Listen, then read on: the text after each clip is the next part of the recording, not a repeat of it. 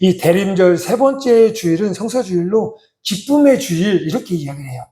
즉 우리가 주님을 기다려요. 그리고 기다리는 과정 속에서 우리의 몸과 마음을 정결케 했어요.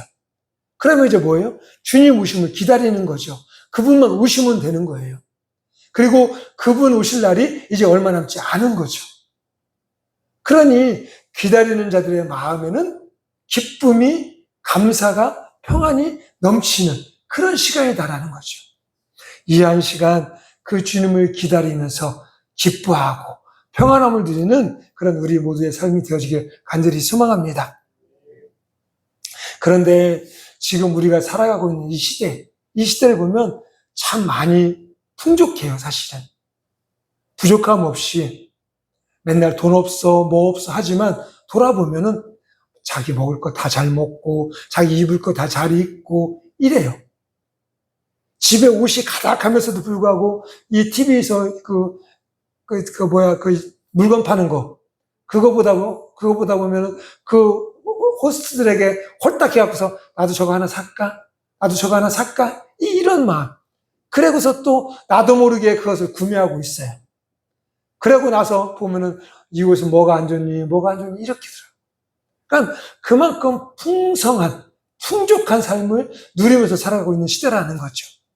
그런데 역설적으로 말하면, 반대로 이야기하면 그럼에도 불구하고 기쁨을 잃어버리고 살아가고 있는 시대라는 거예요. 스마일 마스크 증후군이라는 말이 있어요. 스마일 마스크 증후군. 이 말은 겉으로는 웃고 있어요. 하하 호호호 이렇게. 그래서 보기에 저 사람 아무도 문제도 없네. 걱정 의심이 없는 사람 같아. 이렇게 하는데 그 사람의 속은 썩어가고 있다라는 거죠. 그렇다. 그게 말하면 스마일 마스크, 웃는 얼굴을 하고, 즉 우리가 말하는 가면을 쓰고 살아가고 있는 거예요. 힘든데, 어려운데 얼굴은 아무런 일이 없는 것처럼, 행복한 것처럼 그렇게 웃고 있는 그런 삶. 그게 우리 시대. 그런 시대라는 거죠. 이 우리나라 인구의 70%가 외로움을 겪고 있대요. 외로움. 요즘 우리 사모님이 이 나라 통계청에서 하는 그 총주택 인구조사, 이거 좀 알바를 다녔어요. 그러다 보니까는 많은 사람을 만나고 다녔어요. 그런데 보면, 저 어디에서 왔어요? 하면 할머니들이 집으로 들여서 못 가게 하는 거예요. 차 한 잔 먹고 가, 뭐 해줘, 그러니까 외로운 거예요, 외로운 거. 자녀가 있는데도 같이 살지 않아. 어떤 할머니는 집이 덩그러니 혼자서 화장실 불만 켜놓고서 지내시는 분도 있어요. 난방비 아껴야죠. 뭐 아껴야죠. 뭐 아껴야죠. 이래요. 이런 분들. 외로움. 이게 혼자 사시는 어르신들만이 아니라 지금 살아가고 있는 젊은 사람들도 마찬가지라는 거죠. 결혼한 부부도, 서로 사랑하는 사람이 있는 애인도, 그리고 형제가 있는 가족도, 겉으로는 아무 문제가 없는 것 같은데 속은 상처로, 속은 여러 가지 어려움으로, 그런 마음, 그렇게 살아가고 있는 것이 요즘 시대라는 거죠. 좀 이런 것을 이야기해서 실존적 공허다 이렇게 이야기해요. 즉 많은 것을 누리는 것 같은데 실제로는 아무것도 없는 상태. 우리는 아무것도 없어도 기쁨을 얻고 누리면서 살아가는 자들, 이게 좋은 거예요. 나 이거 있어 저거 있어 하는데 실제로는 아무것도 없어요. 외로워 쓸쓸해. 그래서 우울증에 공황장애에 이렇게 걸려요. 그것보다 수중에 돈 10,000원짜리 없고 고기 반찬은 못 먹어도 나는 기뻐. 나는 행복해. 나는 평화로워. 이게 감사한 일인 거죠. 이런 은혜가 있으라고 좀 그런가? 우리 성도님들은 육으로도 풍성하고 영으로도 풍성한 은혜를 누리면서 살아가는 우리 모두가 되어지길 간절히 소망합니다. 그러면 왜 이렇게 이 많은 것을 얻고 누리면서 살아가면서도 불구하고 외롭고 쓸쓸하고 고독하고 이러냐? 누가복음 12장 15절에 보면 이렇게 이야기를 해요. 사람의 생명이 그 소유의 넉넉함에 있지 아니하니라 라는. 즉 사람의 생명, 사람의 기쁨, 사람의 평안, 사람의 이런 것들은 내가 가지고 있는 넉넉함에 있지 않다라는 거죠. 나에게 수십억 돈이 있어도, 나에게 멋진 차와 멋진 집이 있어도 그것이 그 사람의 생명을 책임져 주지 못한다라는 거예요. 즉, 우울증에 걸리고 공황장애에 걸리고 외로움에 타는 사람들의 근본적인 마음을 보면 저 사람은 저렇게 잘 사는데 나는 왜 이 모양이지? 쟤는 저렇게 잘 나가는데 나는 왜 제자리지? 이런 비교, 또 그것으로 인한 나의 자존감의 낮아짐, 이런 것이 우리를 병들게 한다라는 거죠. 근데 이거의 가장 기본은 뭐가 있어요? 내가 얼마나 가졌느냐, 내 수준이 얼마만큼 내가 가지고 있느냐, 이거라는 거죠. 그런데 성경은, 하나님은 말씀하시고 있어요. 우리의 생명은 내가 가지고 있는 이 소유에 있지 아니함을. 그러니 우리는 없어도 기쁨을 누릴 수 있고, 우리는 없어도 평안함을 누릴 수 있는 그런 존재들이라는 거죠. 없어도 기뻐하고 부족해도 감사하며 살아가는 저와 여러분들, 우리 모두가 되어주기를 간절히 소망합니다. 그런데 이 기쁨이라는 것은 오늘 보면 10절 말씀에 보니까 이렇게 이야기를 해요. 천사가 이르되 무서워하지 말라. 보라, 내가 온 백성에게 미칠 큰 기쁨의 좋은 소식을 너희에게 전하노라. 이렇게 말씀하세요. 너희가 기뻐해라, 기쁨을 가져라, 이렇게 말씀하지 않는다라는 거죠. 즉 이 말은 뭐예요? 기쁨은 내가 기뻐해야지, 내가 즐거워해야지, 내 마음을 좀 다스려서 내가 좀 평화롭게 살아야지 라고 해서 되는 것이 아니다라는 거죠. 기쁨의 소식을 전한다. 이거는 누군가에게 있는 것을 나에게 전해지는 거예요. 그러니까 내가 누군가에게 있는 것을 내가 받는 거죠. 그러니까 이 기쁨은 하나님께로부터 주어지는 것을 내가 받는 거라는 거죠. 그러니까 기쁨의 소식, 기쁨은 하늘로부터 오는 하나님께서 우리에게 주시는 선물과 같은 거라는 거예요. 이 선물을 받고 누리며 살아가는 그런 은혜가 있기를 간절히 소망합니다. 어떤 분이 이런 얘기를 했어요. 어떤 목회자가, 행복은 환경이 맞아야 느끼는 조건이지만 기쁨은 하나님과의 관계에서 흘러나오는 것이다 라고 말합니다. 나 행복해, 우리 가정은 행복해, 이것은 뭐예요? 나에게 사랑스러운 아내가 있어, 또 귀여운 자녀가 있어, 그리고 내가 회사에서 돈을 잘 벌어, 우리가 건강해, 이런 조건들이 맞아야 나는 행복해 라고 해요. 근데 맨날 부부싸움하고 자녀들은 속썩이고 내가 회사에서 잘리고 병들고 이러면 우리는 뭐라고 그래요? 나 불행해, 나 살기 힘들어, 이렇게 말하죠. 그럼 이 말은 나에게 조건이 맞아야 나는 행복한 사람이야 라고 말한다는 거죠. 그런데 이 기쁨이라는 것은, 내 안에서 일어나는 이 기쁨이라는 것은 내가 나 기뻐해, 이게 아니라 하나님께서 나에게 주시는 선물과 같은 은혜라는 거죠. 이런 은혜. 그렇기에 우리는 그 기쁨을 주시는 하나님을 바라보고 하나님과 함께하는 그런 삶이 이루어져야 된다는 거죠. 만약에 기쁨이라는 것이 환경이나 조건이다라면 이 시대, 2000년 전, 지금도 마찬가지지만 2000년 전에 기뻐하고 행복해야 될 사람은 로마 황제였어야 돼요. 그리고 유대의 그런 제사장들, 권력을 가지고 있는 사람들이었어야 돼요. 그런데 이 유대의 권력을 가지고 있었던 사람들은 예수님이 두려워서 예수님 십자가에 못 박게 하셨어요. 못 박게 했어요. 그리고 로마는 이 예수님의 그 복음 전함이 부담스럽고 두려우니까 그들은 온갖 것을 다 이용해서 핍박을 가했어요. 즉 그들 마음에는 두려움이 있었던 거예요. 그들 마음에는 이 불안함이 있었던 거예요. 근데 그들은 최고의 권력자였어요. 힘이 있었고 돈이 있었어요. 자신의 말 한마디면 사람을 죽일 수도 살릴 수 있는 그런 존재들이었던 거죠. 그런데 그들의 마음에는 기쁨과 평안함이 없고 불안함과 초조함과 근심과 두려운 마음이 있었던 거죠.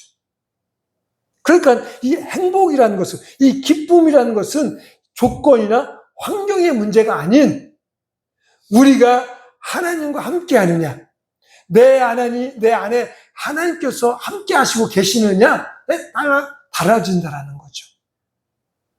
즉, 이것을 보라.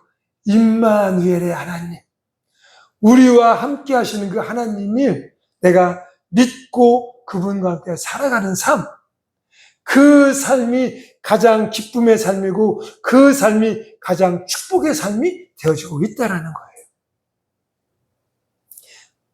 그래서 빌립보서 4장 4절 말씀에 보면 이렇게 이야기를 해요. 주 안에서 항상 기뻐하라. 내가 다시 말하노니 기뻐하라. 어디에서? 주 안에서. 주님과 함께, 주님의 은혜 안에서, 주님의 돌보심 안에서 우리는 기뻐하는 삶을 살아갈 수 있게 되어진다는 거죠. 그런데 이것이 진짜 기쁨의 주시고 굿뉴스 있는 이유는 10절에 보면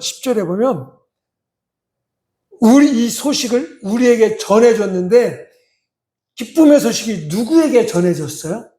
바로 목자들에게 전해졌어요. 목자들에게. 그 당시에 목자들은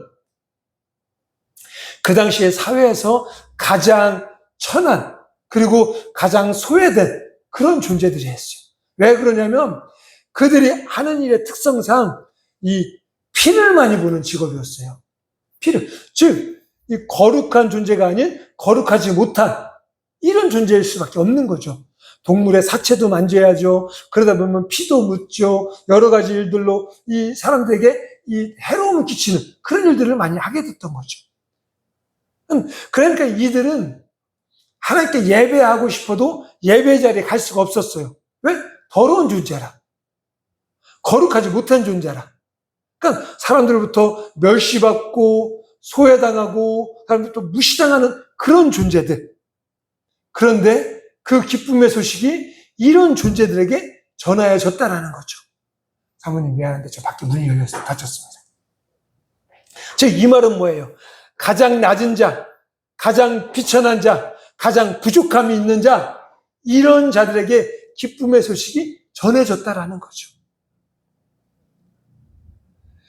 이 말은 지금 이 시대를 살아가고 있는 우리들, 어떤 특정한 사람들, 힘있고 능력있고 가진 거 있는 그런 존재들이 아닌 모든 사람들에게 이 기쁨의 소식은 전해진다라는 거예요. 그러니까 우리는 그 기쁨의 소식을 들은 자들이에요. 그 기쁨의 소식을 듣고 믿고 누리면서 살아가는 존재들이 바로 저와 여러분들이라는 거죠. 사회적으로 보면 병들어 있는 자, 참, 우리 사모 아까 말씀드렸듯이 여러 군데 다니면서 많은 사람들을 보니까 참 안타까운 분들이 많아요. 할머니 혼자 사시는데 몸도 불편하세요. 그런데 자녀들이 있는데도 자녀들이 생활비조차도 안 보내줘요. 나라에서 나오는 그 20만 원 그거 받고 그러고서 살아요. 또 어떤 분은 병이 들어서 노부부 두 분이 사세요. 근데 두 분 다 치매기가 있어. 근데 한 분은 더 심하고 한 분은 좀 덜한 거예요. 이 덜한 분이 더 심한 아내를 돌보고 있어요. 그런 상황들, 그런 가정들이 너무 많다. 그런 사람들 누가 살아야 세상에서 인정해 줄까요? 과연 돈 있는 사람이 그런 사람들을, 힘 있는 사람들이 그런 사람들을 그렇지 않다라는 거죠. 그렇지 못하다라는 거예요. 그런데 그런 분들에게도 동일하게 전해지는 소식, 예수님이 이 땅에 오신 기쁨의 소식이 전해진다라는 거죠. 그렇다면 저와 여러분들, 우리들에게도 동일하게 2000년 전 목자들에게 전해진 이 기쁨의 소식이 지금 이 시대를 살아가고 있는 우리들에게도 동일하게 전해지고 있는 거예요. 세상에 줄 수 없는 참된 기쁨의 그 소식이, 나의 영혼을 살리고 나의 생명을 살리는 그런 기쁨의 소식이 내가 돈을 얼마를 내고 내가 얼마를 수고하고 내가 얼마를 열심히가 아니라 그 기쁨의 소식은 모든 자들에게 전하여진 소식이다라는 거죠. 마태복음 11장 28절에 보면 이렇게 이야기를 해요. 수고하고 무거운 짐진 자들아 다 내게로 오라. 내가 너희를 쉬게 하리라. 세상의 모든 사람들은 무거운 짐을 지고 있어요. 그리고 또 그로 인해서 수고하면서 살아가고 있죠. 무거운 짐을 내려놓고 그 수고로부터 자유롭게 지기 위해서 열심히들 살아가요. 열심히. 그런데 그 열심히 그들을 자유롭게, 그들을 행복하게 해주지 못한다라는 거죠. TV를 보다 보니까 이혼 숙녀 캠프? 이 부부의 문제를 다루는 이야기가 있어요. 근데, 자세히는 안 봐서 모르겠는데, 거기에 나온 남자가 하루에 배달 일을 하는 거예요. 하는데, 한 16시간씩 일한대요. 16시간. 밤새 일하고 아침에 8시에 들어와요. 그리고 1시간을 자니까 아내가 깨우더라고. 왜 깨우나 봤더니 자기 아이들 등원시키라고 하고 어린이집 보내고 오라고. 9시에 퇴근해서 1시간 잤는데. 그래 아이들 퇴근하고 데워다 주고 집에 오니까 10시쯤 됐어요. 그러다 잠깐 잘게 하고 또 누워요. 근데 12시쯤 돼요. 깨워요. 아내가. 뭐 하라고. 좀 자게 내비둬야지 또 일할 텐데. 그렇지 못해. 그러니까 열심히 사는 거예요. 하루에 16시간, 17시간씩. 열심히 살아요. 근데 그분은 어디에 나와 있어요? 지금 부부의 문제를 다루는 프로그램에 나와 있는 거예요. 즉, 그 가정에 문제가 있고, 그것 때문에 아픔이 있고, 그것 때문에 상처가 있다는 거죠. 즉, 열심히 해서는 안 되는 거예요. 열심히 해서는 나에게 기쁨이 임할 수 없고, 행복할 수 없는 거예요. 참된 기쁨과 행복은. 뭐예요? 다 내게로 오라. 주님께로 나아가야 돼요. 나를 위해 이 땅에 오신 가장 큰 기쁨의 소식인 주님, 예수님께로 나아갈 때 그 예수님께서 나의 모든 수고와 모든 무거운 짐을 다 맡아 책임져 주신다라는 거죠. 즉, 주님께로, 예수님께로 나아갈 때 내 수고와 내 아픔과 내 걱정 이 모든 것이 다 사라지고 참된 기쁨을 얻고 참된 평안함을 얻고 누리면서 살아갈 수 있는 그런 사람들이 되어진다라고 말씀을 하고 있는 거예요. 그 주님께로 나아가 나의 무거운 짐, 나의 수고로운 짐을 다 내려놓는 그런 은혜가 우리 안에 있기를 간절히 소망합니다. 그러면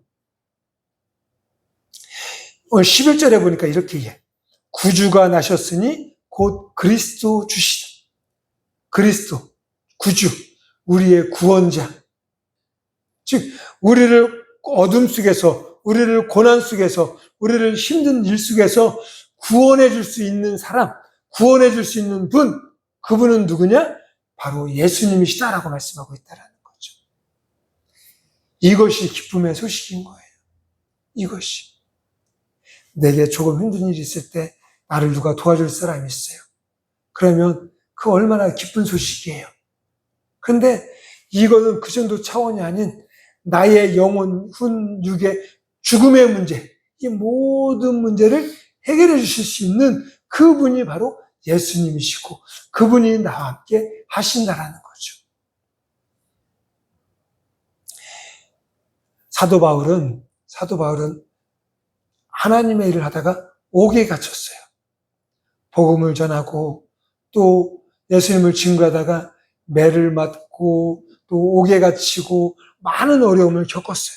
근데 그가 쓴 이 서신서가 빌립보서라는 것이 있어요. 빌립보서는 다른 말로 얘기하면 기쁨의 서신서 이렇게 이야기를 해요. 즉 성경의 기쁨의 서신서는 무엇입니까? 하면 빌립보서 이렇게 되는 거예요. 그런데 이 기쁨의 서신서인 빌립보서를 쓴 곳이 어디냐? 바로 옥중이요. 감옥 안이었어요. 감옥 안에 있는데 뭘 기뻐요? 감옥 안에 있는데 뭘 기뻐? 기쁘지 않죠. 그런데 빌립보서를 썼어요. 그리고 그 빌립보서를 기쁨의 서신서라. 그리고 그 빌립보서는 4장밖에 되지 않아요. 길지 않은 짧은 성경이에요. 그 안에 보면 16번 정도가 되는 기뻐하라. 너희는 주 안에서 기뻐하라. 이런 말이 나온다라는 거죠. 내가 비록 옥에 갇혔지만 나는 예수님 때문에 기쁨을 얻고 누리면서 살아가는 존재야. 그러니 너희들도 힘들고 어려워도 기쁨의 삶을 살아가라 라고 쓴 편지가 바로 빌립보서라는 거죠. 상황적으로는 도저히 말이 안 되는 거예요. 만약에 내가 지금 옥에 갇혔다, 감옥에 갇혔다라고 생각을 한번 해보세요. 기쁨이 나오나? 나를 옥에 가둔 그 사람들을 아주 원망할 테고, 상황을 원망할 테고, 시대를 원망할 테고, 그리고 내가 믿었던 그 예수님, 그분을 원망하고 미워하겠죠. 그런데 사도 바울은 그렇지 하지 않았어요. 거기서 기쁨을 얻었고, 기쁨을 누렸고, 그 기쁨을 나누는 삶을 살아갔다라는 거죠. 무엇 때문에? 예수님 때문에. 무엇 때문에? 예수님 때문에. 오늘 목자들도 마찬가지예요. 본문에 기쁨의 소식을 받은 목자들도. 그들은 사람들부터 무시를 당했고, 사람들부터 멸시를 당했고, 조롱을 당하는, 함께하지 못하는 그런 삶이었어요. 상황이 바뀌었나요? 현실이 바뀌었나요? 그렇지 않아요. 그런데 그들에게 예수님의 탄생의 소식이 전하여지고 그 예수님이 그들 가운데 오시자 그들은 비록 삶은 힘들고 어렵지만 기쁨을 얻고 감사를 얻고 누리면서 살아가는 그런 존재들이 되어졌다라는 거죠. 저와 여러분들에게도 그런 은혜가 있기를 간절히 소망합니다. 그러면 우리가 잃어버렸던 그 기쁨을 회복하고 다시 찾아야 되는데 어떻게 찾을 수 있느냐? 어떻게? 마태복음 1장 23절에 보면 이렇게 이야기를 해요. 보라, 처녀가 잉태하여 아들을 낳을 것이요 그의 이름을 임마누엘이라 하리라 하셨으니 이를 번역한 즉 하나님이 우리와 함께 계시다 함이라. 즉 임마누엘의 하나님, 이것을 믿음으로 우리가 기쁨을 얻을 수 있다는 거죠. 저에게 우리 몇 분 안 되지만 복된 게 우리 성도님들이 계셔서 제가 기뻐요. 감사해요. 저에게 우리 자녀와 우리 아내가 있어서 기뻐하고 감사해요. 그런데 이런 관계, 인간의 관계는 한계가 있는 거예요. 그런데 지금 말씀하세요. 임마누엘, 우리 주님께서, 우리 하나님께서 나와 함께 하시겠다, 계신다라고 말씀하고 있다라는 거죠. 그러니 얼마나 기뻐요. 문제가, 걱정, 근심이 아무런 상관이 없어요. 왜? 그 문제를, 그 걱정을, 그 근심을 해결해 줄 수 있는 그 주님이 지금 나와 함께 하시고 계시다라는 거죠. 우리가 이것으로 믿고 이것을 확신할 때 우리 안에 기쁨이 넘쳐날 수 있는 거예요. 누가 뭐라 해든 우리 교회 교인이 적고 교회에 뭐가 어떻고 상관없어요. 그래도 우리 이 시간 주일날 예배하러 나오신 우리 성도님들이 계시기에 저는 기뻐요. 감사해요. 또 그리고 즐거운 마음으로 이렇게 말씀을 전하고 있는 거예요.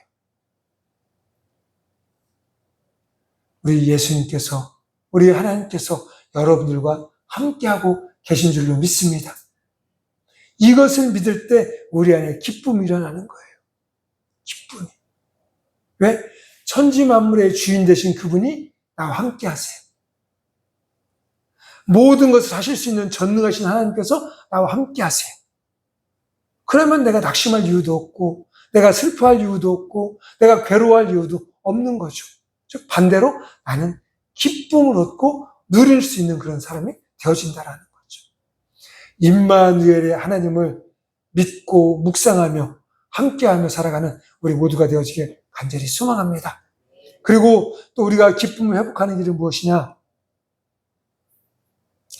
감사의 눈을 뜰 때 우리의 기쁨이 다시 회복되어지는 거예요.